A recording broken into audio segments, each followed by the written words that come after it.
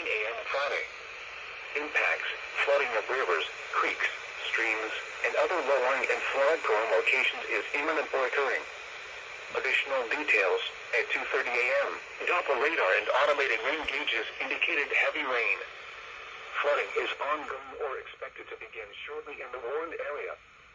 Between 1.5 and 2 inches of rain have fallen. Additional rainfall amounts of 2 to 3 inches are possible in the warned area.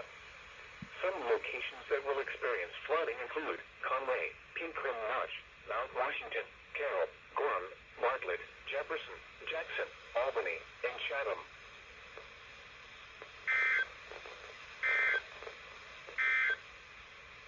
Here is wind advisory information for the following areas in Maine and Wisconsin.